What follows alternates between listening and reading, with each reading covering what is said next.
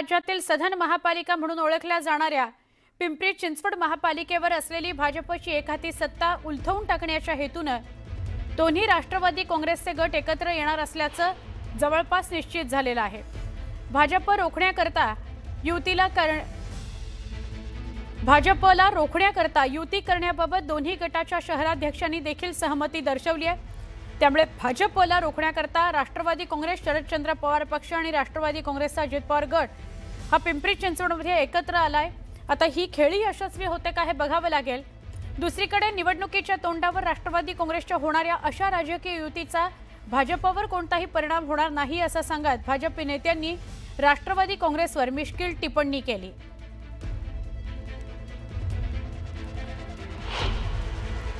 आपण पाहिलं असेल की राष्ट्रवादी काँग्रेस जेव्हा 2 सुद्धा झाली त्यावेळेला पण केवळ राष्ट्रवादी काँग्रेस पक्षाचे केवळ 2च नगरसेवक तिथे आणि काही खूप कमी बोटावर मोजण्या एवढे किंवा 5% कार्यकर्ते हे आदरणीय पवार साहेबांना जॉईन झाले। परंतु आज आदरणीय पवार साहेब आणि अजितदादा जर एकत्र येत असतील तर यापेक्षा चांगली बाब नाही, म्हणजे अतिशय स्वागतार्ह आहे। आम्हाला सर्वांना तो आनंद आहे।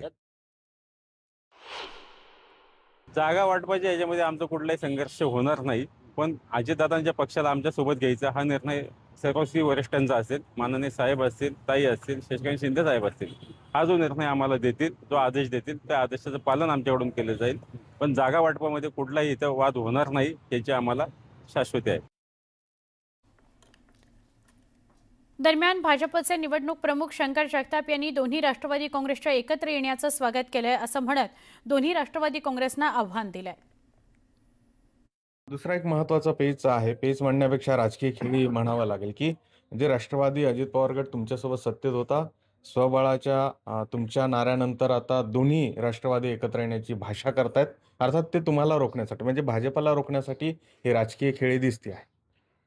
तसं एकंदरीत दिसत नाही आणि जरी असेल तरी भारतीय जनता पार्टीवर कसलाही परिणाम होणार नाही, कारण आम्ही पिंपरी चिंचवड महानगरपालिकेमध्ये 128च्या 128 जागाची पूर्ण तयारी आहे। आमचे बूथ प्रमुखापर्यंत, पेश प्रमुखापर्यंतची पूर्ण तयारी झाली। उमेदवारी आमच्याकडे सक्षम उमेदवार आहे आणि जर असं काही कुणी एकत्र येत असेल तर निश्चितच त्याला भारतीय जनता पार्टी आणि कार्यकर्ते हे सक्षम आहेत। पण मग असं एकत्र यावं लागतं निवडणुकीच्या तोंडावर त्यांना? ही प्रत्येक पक्षाची स्ट्रॅटेजी असते आणि त्या स्ट्रॅटेजीप्रमाणे प्रत्येकजण इलेक्शन जसं आज आता आरक्षण डिक्लेअर झालेले आहेत, आरक्षण डिक्लेअर झाल्यानंतर प्रत्येक पक्ष हा स्ट्रॅटेजी वेगवेगळी करू शकतो आणि त्याप्रमाणे त्यांनी केली असेल तर त्याचं स्वागतच आहे। सूरज पाटील सर, गोविंद वाकडे, न्यूज 18 लोकमत, पिंपरी चिंचवड। जेजुरी नगर परिषदेमध्ये सुद्धा दोन्ही पवार एकत्र लढण्याची शक्यता आहे। दोन्ही राष्ट्रवादी काँग्रेसकडून चर्चा सुरू आहे। जेजुरी नगर परिषदेमध्ये 20 जागा आहेत आणि दोन्ही राष्ट्रवादी काँग्रेस एकत्र येऊन त्या लढणार आहे असं कळतं आहे।